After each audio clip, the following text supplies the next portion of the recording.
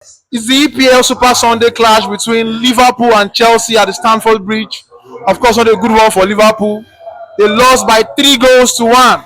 Chelsea really played well because they are pushing for the Champions League slot. Not a good one for Liverpool, but a good one for Chelsea. So with me today on my left is a Chelsea fan. So what's your name, please? Basit.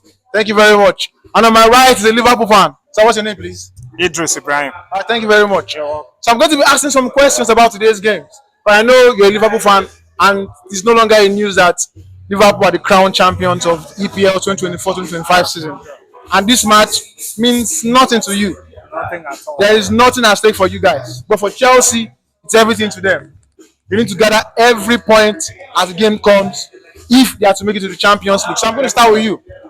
How do you rate Chelsea's performance? And do you think Chelsea can make it at the end of the day in top 5 in the EPL and go to the Champions League next season? Yes, I believe we can make it to the Champions League next season. You believe you can make it to Champions League next season? Yes. Our last few performance shows that we can play Champions League football next season. All right, thank you very much. So I'm going to ask you, going forward under Anslot, nobody saw this coming. Beginning of the season, he didn't make any significant signing. Only brought in Federico Chiesa, who has been battling with injuries for over 2 seasons. Yes, he came in and has not been given enough playing time. But under Anslot, we saw the pressing football.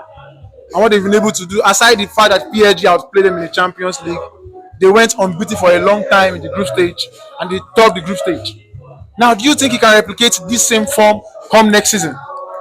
Of course, yes, he can. He has showed how tremendous he is as a coach and once a player. So he knows his itineraries. So we are hoping and believing in him that he will do much more better. This is his first season and he's picking up the Premier League title. So, I mean, there's every cause for him to do better next season. I mean, I'm seeing him taking the Champions League, the Premiership, the FA Cup, the Carabao Cup, and all the old cup necessary for a coach to win at a go. So there's no cause for alarm. He's a very wonderful coach, and we're looking forward to him to do better next season. All right, thank you very much. There's one wonderful stat about Anslot that people are not really talking about. This is the first time he's losing by a 2-goal margin. Every loss he has recorded this season with Liverpool has been by a single goal, meaning defensively he has been able to put that final touch. And there's one problem he's been facing trying to switch and combine different legs in the person of Kwanzaa. This is not his first time causing problems for Liverpool, but I believe he's going to work on him. So now I'm going to talk about the new signings. There's this news making the round for a long time now about Van Dijk, Salah, and I don't know their future.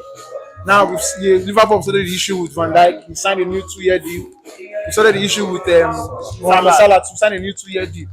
What is the future of Trent Alexander-Arnold in Liverpool? Well, personally, we all have our personal decisions to make. If he feels he is done with Liverpool, why? He can move ahead. There are other bigger players that have come and gone. So if he chooses to move, fine. And if he chooses to stay, it's okay by us too, because nobody is indispensable. Players comes and goes. So, I mean, but he has done tremendously well for Liverpool. He has been a very key player. In fact, as an assistant coach, captain in Liverpool, he has showed what he's made of. So for me personally, I would have loved him to stay and be a legend to Liverpool and the Liverpool fan at large. But if he feels he wants to move on and display his foreigns outside the shore of England, the reason is best known to him. All the best for him. All right, thank you very much. So I'm going to ask Mr. Chelsea one final question. Chelsea this season, they didn't really have it going smoothly for them. In the beginning, yes, it was rough. At some point, they peaked. Then towards the middle of the season, it started flopping again. Now, as a Chelsea fan, and I want you to believe that your voice can be heard. What is that advice you can give to Maresca if he wants to get it right next season with Chelsea Football Club?